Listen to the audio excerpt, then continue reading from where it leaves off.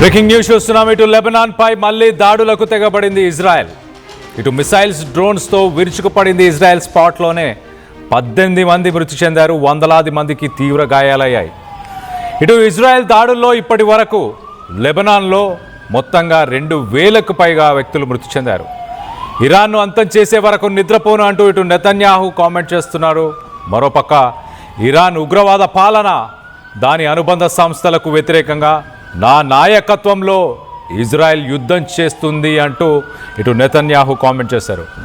Lebanon, Hezbollah, praxis, ఇటు Houthis, Hamas వీరందరికీ సాయం చేస్తుంది కాబట్టి వారిని అస్సలు వదిలిపెట్టే ప్రసక్తే లేదంటూ ఇటు నెతన్యాహు చెప్పుకొచ్చాడు.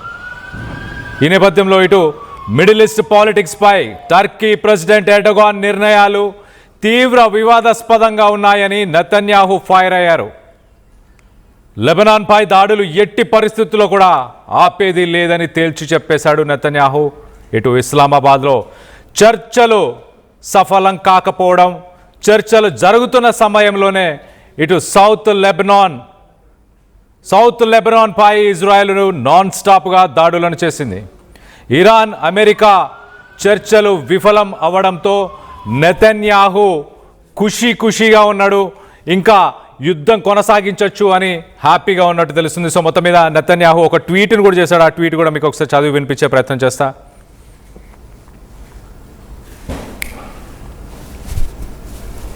Under my leadership, Israel will continue to fight against Iran's terrorist regime and its proxies, in contrast to Erdogan, who aids them and even slaughters his Kurdish citizens. So మొత్తం మీద నెతన్యాహు ఇక్కడ ఇటు ఎర్డగాన్ని కూడా ఉద్దేశించి చాలా క్లియర్గా అతను కుర్డిష్ సిటిజన్స్ ఎవరైతే ఉన్నారో ఆ సిటిజన్స్ని ఆయన చంపేస్తుంటాడు. అలాగే ప్రాక్సిస్, ఇరాన్ ప్రాక్సిస్ అంటే ఎవరు? హెజ్బుల్లా, హౌతీస్, హమాస్ వీళ్ళందరికీ కూడా అతను సపోర్ట్ చేస్తుంటాడు అంటూ మొత్తానికైతే అతన్ని ఉద్దేశించి అలాగే ఇరాన్కి సంబంధించిన ప్రాక్సిస్ని ఉద్దేశించి మాట్లాడుతున్నాడు. సో మొత్తం మీద యుద్ధం కొనసాగుతుంది, ఈ టెర్రరిస్టుల మీద యుద్ధాన్ని ఆపేదే లేదు అంటూ తేల్చి చెప్తున్నాడు. మరో పక్కన ఇస్లామాబాద్లో మనం చూస్తే అమెరికా, పాకిస్తాన్ అలాగే ఇరాన్కి సంబంధించిన మీడియేషన్ టాక్స్ విఫలం అవ్వడంతో ఇటు అక్కడి నుంచి జేడీ వ్యాన్స్ అక్కడి నుంచి బయలుదేరి వెళ్ళిపోయాడు. ఇటు తెహరాన్కి ఇరాన్కి సంబంధించిన ఆఫీషియల్స్ కూడా అక్కడి నుంచి బయలుదేరి వెళ్ళిపోతున్నారు. ఎలాంటి ఒక కన్క్లూషన్కి రాలేదు అంటూ ఇటు జేడీ వ్యాన్స్ చెప్పాడు. మరో పక్కన ఇరాన్కి ఇది బ్యాడ్ న్యూస్, అమెరికాకి అంత బ్యాడ్ న్యూస్ కాదు, కానీ ఇరాన్కి ఇది చాలా బ్యాడ్ న్యూస్ అంటూ చెప్పే ప్రయత్నం చేశాడు. మరో పక్కన ఇటు ఇజ్రాయెల్ లెబనాన్ పైన దాడులను కొనసాగిస్తూనే ఉంది. ఒక 2 రోజుల క్రితం మనం చూస్తే ఇజ్రాయెల్ లెబనాన్పై హైయెస్ట్ రికార్డులో దాడులని కొనసాగించింది. గతంలో ఎన్నడూ లేని విధంగా 100 డిఫరెంట్ లొకేషన్స్లో ఒక్కసారే 10 నిమిషాల్లో దాడులు చేసింది. ఆ దాడుల్లో దాదాపు 350 మందికి పైగా ఒక్కసారి చనిపోయారు. 350 మందికి పైగా చనిపోయారు, 5000కు పైగా గాయపడ్డారు అక్కడ ప్రజలు. 12 లక్షల మంది ఇటు సదర్న్ లెబనాన్కి సంబంధించిన బైరూత్ అనే నగరం నుంచి మిగతా నగరాల నుంచి అక్కడి నుంచి ప్రజలు శరణార్థులుగా పారిపోవాల్సిన పరిస్థితి. లెబనాన్ని మరొక గాజాగా మార్చొద్దంటూ ఇటు యునైటెడ్ నేషన్స్ ఒక పక్కన ఇజ్రాయెల్కి చెప్తున్నా కూడా ఇజ్రాయెల్ మాత్రం వినే ప్రసక్తే లేదు, తగ్గేదే లేదు. ఈ నెగోసియేషన్స్లో, ఈ పీస్ టాక్స్లో ఇజ్రాయెల్ లేనే లేదు. ఇరాన్, అమెరికా, ఇజ్రాయెల్ ఈ మూడింటి మధ్య మాత్రమే పీస్ టాక్స్, మీడియేషన్ టాక్స్ జరిగాయి. కానీ దాంట్లో లెబనాన్ భాగం కాదు అంటూ ఇజ్రాయెల్ తేల్చి చెప్పింది. మరో పక్కన గల్ఫ్ దేశాలు ప్రస్తుతానికి హై టెన్షన్ వాతావరణం నెలకొని ఉంది. ఇటు అమెరికా అలాగే ఇరాన్కి సంబంధించిన పీస్ టాక్స్ ఒక్కసారిగా అన్సక్సెస్ఫుల్ అవ్వడం మరో పక్కన ఇరాన్ ఆరోపిస్తుంది. జేడీ వ్యాన్స్ కావాలనే కొన్ని కారణాలు చెప్పి ఈ మీడియేషన్ టాక్స్ నుంచి బయటికి వెళ్ళిపోయాడు. ఏం జరిగి ఉంటుంది? జేడీ వ్యాన్స్ ఈ మీడియేషన్ టాక్స్ సుమారు 20 గంటల పాటు ఈ మీడియేషన్ టాక్స్ జరుగుతున్న సమయంలో ట్రంప్తోని 12 సార్లు, ఒక డజన్ సార్లు ఇటు ట్రంప్తోని ఆయన ఫోన్లో మాట్లాడినట్టు తెలుస్తుంది. ట్రంప్ జేడీ వ్యాన్స్ని వెనుకకు వచ్చాయని చెప్పాడా? యుద్ధాన్ని కొనసాగిద్దాం, నెతన్యాహుతో మాట్లాడి ఇరాన్పై దాడులు చేద్దామని చెప్పేసి డెసిషన్ తీసుకున్నారా? మొత్తం మీద ట్రంప్ ఏం చెప్పాడో తెలియదు, కానీ జేడీ వ్యాన్స్ ఇమీడియట్గా 2 రోజులు చర్చలు ఉండాల్సింది కాస్త ఒక్క రోజుకే ముగిసిపోయింది, 21 గంటలకే ముగిసిపోయింది.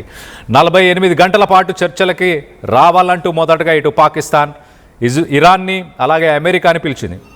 కానీ 21 గంటలకే గొంతమ్మ కోరికలు కోరుతున్నారు ఇరాన్ వాళ్ళు అంటూ జేడీ వ్యాన్స్ అక్కడి నుంచి వెళ్ళిపోయారు. ఇరాన్ మరో పక్కన యుద్ధాన్ని ముందుకు తీసుకెళ్లాలి, అలాగే మీడియేషన్ టాక్స్లో పాల్గొనే ఉద్దేశం జేడీ వ్యాన్స్కి లేదు. ఏదో ఒక కారణం చెప్పి వెళ్ళిపోవాలని లాస్ట్కి వెళ్ళిపోయాడంటూ మొత్తానికైతే ఇటు జేడీ వ్యాన్స్ గురించి ఇరానియన్ ఆఫీషియల్స్ చెప్తున్నారు. ఇటు ఇరానియన్ ఆఫీషియల్స్ కూడా ప్రస్తుతానికి తెహరాన్కి బయలుదేరారు. వాళ్ళు కూడా మరి కాసేపట్లో ఇరాన్కి చేరుకోబోతున్నారు. దాని తర్వాత మరి గల్ఫ్ దేశాలపైన భీకర దాడులు చేసే అవకాశం ఉందా? ఖచ్చితంగా ఉందంటూ ఇటు డిఫెన్స్ అనలిస్టులు, జియోపొలిటికల్ అనలిస్టులు చెప్తున్నారు. మరో పక్కన అమెరికా న్యూక్లియర్ వార్కి వెళ్ళబోతుందా? ఇరాన్ పైన న్యూక్లియర్ బాంబుని ప్రయోగించే అవకాశం ఉందా? ఇటు 50,000 మంది గల్ఫ్ దేశంలో అమెరికాకు సంబంధించిన సోల్జర్స్ రెడీగా ఉన్నారు. USS Tripoli, USS Ford, USS Abraham Lincoln ఇలాంటి అమెరికన్ నేవీ షిప్స్ మిసైల్స్తోని రెడీగా ఉన్నాయి. ఇటు గల్ఫ్ దేశాల్లో ఉన్న ఎయిర్ బేసెస్ నుంచి, యూరోపియన్ ఎయిర్ బేసెస్ నుంచి air force, American air force రెడీగా ఉంది. మరి ఇది జస్ట్ ఒక పాజ్ బటన్ అనుకోవాలా, లేకపోతే యుద్ధం కంటిన్యూ అవ్వబోతుందా? చర్చలు మళ్ళీ కొనసాగే అవకాశం ఉందా? 1979 తర్వాత ఇప్పటిదాకా ఇరాన్తోని ఇలాంటి చర్చలు అమెరికా ఏ రోజు కూడా జరపలేదు. అమెరికాకు సంబంధించిన వైస్ ప్రెసిడెంట్ ఇలాంటి చర్చల్లో పాల్గొనడం ఇదే మొదటిసారి. ఇరాన్తో చర్చల్లో పాల్గొనడం మొదటిసారి. గతంలో ఓన్లీ అమెరికా అలాగే ఇరాన్కి సంబంధించిన ఫారెన్ మినిస్టర్స్ మాత్రమే పాల్గొన్న దాఖలాలు 2015లో మనం చూస్తే కనుక ఒబామా ప్రభుత్వం ఉన్న సమయంలో ఒక ప్యాక్ట్, యురేనియం రిజర్వ్స్ని లిమిట్ చేయాలి, ప్యూరిఫికేషన్ మాత్రమే చేయాలి, ఒక న్యూక్లియర్ బాంబుని తయారు చేసే అవకాశం లేదు, అలాంటి ఒక అగ్రిమెంట్కి ఇటు ఒబామా అలాగే అప్పుడున్న అయతుల్లా ఖమేనీ వీరిద్దరు ఒక అగ్రిమెంట్కి వచ్చారు. ఆ అగ్రిమెంట్ని, ఆ డీల్ని, ఆ ప్యాక్ట్ని ట్రంప్ పవర్లోకి వచ్చిన తర్వాత ఆ డీల్ని, ఆ ప్యాక్ట్ని తొలగించేశాడు, రద్దు చేశాడు. ఇరాన్కి యురేనియం ప్రొడ్యూస్ చేయడానికి ఎలాంటి అధికారం లేదు. ఒక న్యూక్లియర్ బాంబుని తయారు చేసి పక్కనే ఉన్న గల్ఫ్ దేశాలని ఆక్యుపై చేద్దామనేది ఇరాన్ ఆలోచన అంటూ ట్రంప్ ఇరాన్ పైకి యుద్ధానికి వెళ్ళాడు. దీనికి ఇజ్రాయెల్ నుంచి నెతన్యాహు ఇతను కోఆపరేట్ చేయడం, ఇతను దాన్ని సపోర్ట్ చేయడం. ఇజ్రాయెల్ ఇటు ఇరాన్లో ఉన్న రెజిమ్, అక్కడున్న ప్రభుత్వం కూలిపోవాలి, అక్కడ ప్రజలు ఒక డెమోక్రటిక్ గవర్నమెంట్ని ఫామ్ చేయాలి, ఒక రిలీజియస్ గవర్నమెంట్, వాళ్ళు ఒక ఉగ్రవాదులు అంటూ ఇటు నెతన్యాహు గతంలో కూడా ఎన్నో స్టేట్మెంట్స్ చేశాడు. ఇరాన్ని సపోర్ట్ చేస్తున్న లెబనాన్ని ప్రస్తుతానికి టార్గెట్ చేస్తున్నారు, అలాగే ఇరాన్ని సపోర్ట్ చేస్తున్న హౌతీస్ని, హమాస్ని గతంలో ఇజ్రాయెల్ మట్టు పెట్టిన విషయం మనందరికీ తెలిసిందే. ఒక సీజ్ ఫైర్ని కూడా అమలుపరిచిన తర్వాత కూడా ఇజ్రాయెల్ ఇటు హమాస్ పైన దాడులను కంటిన్యూ చేసింది.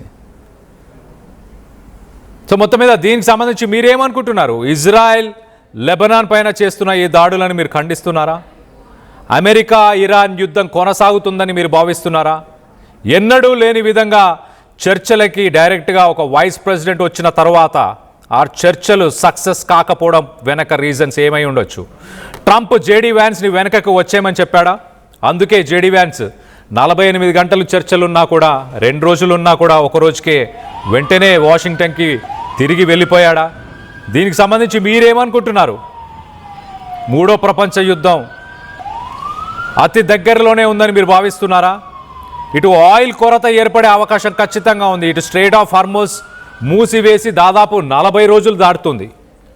ఆ 40 రోజులు దాటడం వల్ల రానున్న కొన్ని రోజుల్లో ఏషియన్ కంట్రీస్, ఏషియాకు సంబంధించిన దేశాలన్నిటికీ కూడా ఆయిల్ కొరత ఏర్పడబోతుంది. మరి స్ట్రెయిట్ ఆఫ్ హార్మోజ్ని ఓపెన్ చేస్తుందా ఇరాన్, లేక సూయజ్ కెనాల్కి సంబంధించిన రెడ్ సీని కూడా బ్లాక్ చేసే ప్రయత్నం చేస్తుందా? దీనికి సంబంధించి మీరేమనుకుంటున్నారు? అమెరికా ఎలా రెస్పాండ్ అయ్యే అవకాశం ఉంది? ఇరాన్ దానికి ఎలా ప్రతిఘటించబోతుంది? దీనివల్ల ప్రపంచ దేశాలు ఎంతగా నష్టపోయే అవకాశం ఉంది? గ్లోబల్ ఎనర్జీ సెక్టార్, ఇటు గ్లోబల్ ఎనర్జీ సెక్టార్తో పాటు గ్లోబల్ స్టాక్ మార్కెట్స్, మరో పక్కన ఆర్థిక మాంద్యం రాబోతుందా? అమెరికాలో $2.8 పర్ గ్యాలన్, ఒక గ్యాలన్కి $2.8 జనవరిలో 2026 జనవరిలో $2.8 మాత్రమే ఖర్చు అవుతుండేది. ఇప్పుడు ప్రస్తుతానికి అది $4.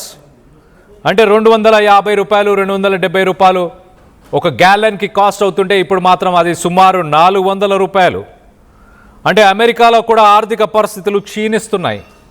యుద్ధం మీద వాళ్ళు ఖర్చు పెడుతున్న డబ్బు రోజు రోజుకి పెరిగిపోతుంది.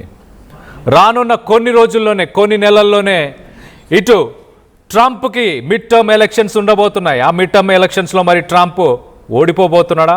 రిపబ్లికన్స్ పైన ఇటు డెమోక్రాట్స్, మరి ముఖ్యంగా ట్రంప్ పైన ఇటు ఎంతో వ్యతిరేకత. అక్కడ ఉన్న పౌరులు no kings land, no kings protest అంటూ ఈవెంట్స్ చేస్తున్నారు. లక్షలాది మంది, దాదాపు 1 కోటి మంది 3000 లొకేషన్స్లో ఆ ప్రొటెస్టుల్లో పాల్గొన్నారంటే అర్థం చేసుకోవచ్చు ఎంత వ్యతిరేకత. ఇవన్నీ దృష్టిలో పెట్టుకొని ట్రంప్ మరి యుద్ధాన్ని కొనసాగిస్తాడా, లేక తన ఎలక్షన్స్ని తనని కాపాడుకోవడానికి, తన పదవిని కాపాడుకోవడానికి వెనకడుగు వేస్తాడా? ట్రంప్ విషయంలో ఏ విషయాన్ని కూడా మనం నమ్మలేము. ఉదయం ఒక మాట చెప్పి సాయంత్రానికి మాట మారుస్తాడు. చెప్పేది ఒకటి, చేసేది ఒకటి. అలాంటి వ్యక్తి ట్రంప్ అని చెప్పొచ్చు. సో గతంలో కూడా అతను చేసిన స్టేట్మెంట్స్కి, అతను తీసుకున్న యాక్షన్స్కి సంబంధమే లేదు. దీనికి సంబంధించి మీరేమనుకుంటున్నారు? మీ అభిప్రాయాలను కింద కామెంట్ రూపంలో తెలియపరచండి.